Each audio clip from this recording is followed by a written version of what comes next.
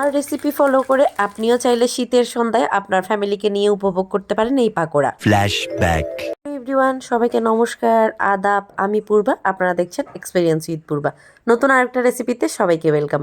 ফুলকপি আপনার ইচ্ছা মতো শেপ দিয়ে কেটে নেবেন, তারপর লবণ দিয়ে অল্প পরিমাণে পানি দিয়ে এটাকে সেদ্ধ করতে বসাই দিবেন।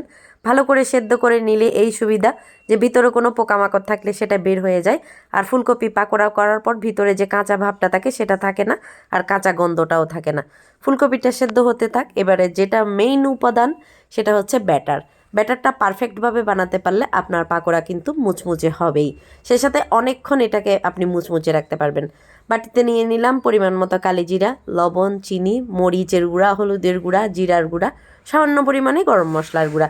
এবারে দিয়ে দিচ্ছি পরিমাণ মতো বেসন। বেসনের সাথে হচ্ছে অল্প পরিমাণে বেকিং পাউডার। এবারে দিয়ে দিলাম কর্নফ্লাওয়ার। সেই সাথে অ্যাড করব হচ্ছে চামচের মতো চালের গুঁড়া, কারণ পাকোড়াটা অনেকক্ষণ মুসমুসে রাখার জন্য কিন্তু চালের গুঁড়াটা মাস্ট দিতে হবে।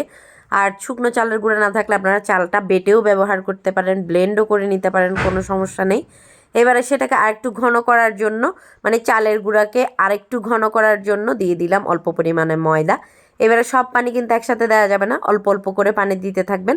আর এই যে হ্যান্ড উইক্সটা দিয়ে সুন্দর করে নাড়াচাড়া করতে করতে সুন্দর একটা মসৃণ ব্যাটার তৈরি করে ফেলতে পারবেন।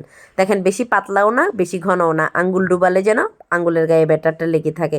ব্যাটার তো রেডি করা হলো, সেই সাথে আমার ফুলকপিটাও কিন্তু ভাপে দেওয়া হয়ে গেল, 80% সেদ্ধ হয়ে গেল। এখন এটাকে আমি একটা ঝাঁকার মধ্যে নামাই নিচ্ছি, পানিগুলো ঝরে যাক। সেই সাথে একটু ঠান্ডা পানিও ইউজ করতেছি যেন ভেতরের গরম ভাবটা বের হয়ে যায়। এখন হচ্ছে এগুলাকে ভাজার পালা। ভাজার আগে ফুলকপিটাকে অবশ্যই ঠান্ডা করে নেবেন। 20% সেদ্ধটা কিন্তু তেলে ভাজার মধ্যেই হয়ে যাবে। এভাবে করে পাকোড়া বানালে দেখবেন পাকোড়াটা অনেক বেশি সুস্বাদু হবে, সে সাথে অনেক বেশি ক্রিস্পিও হবে। অনেকে পাকোড়া করলে দেখা যায় ফুলকপি থেকে ব্যাটারটা ছেড়ে ছেড়ে আসে, বা নয়তো দেখা যায় ফুলকপির থেকে ব্যাটারটা অনেক বেশি ভারী, ফুলকপি দেখা যায় না, মানে পারফেক্ট হয় না আর কি। আজকে আমার এই রেসিপি ফলো করে আনাড়ি রাঁধুনি যারা আছেন তারা একদম সুন্দর মতো পাকোড়া করে জামাইকে সারপ্রাইজ দিতে পারেন, প্রিয়জনকে সারপ্রাইজ দিতে পারেন।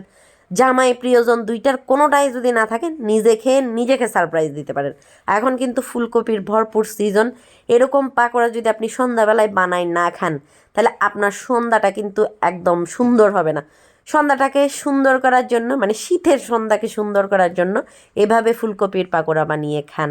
আর শ্বশুর বাড়িতে যদি থাকেন তাহলে বলবো যে নিজে নিজে খান, গায়ে একটু জোর পাবেন কাজ করার জন্য, কারণ বেলা শেষে শ্বশুর বাড়িতে আপনার কাজ আপনাকেই করতে হবে। যাকে একটু দুষ্টামি করলাম আর কি। পাকোড়া ভাজা কিন্তু কমপ্লিট, এখন সস দিয়ে গরম গরম পরিবেশন করার পালা। রেসিপিটি কেমন লেগেছে অবশ্যই জানাবেন, যদি ভালো লাগে লাইক কমেন্ট শেয়ার করবেন।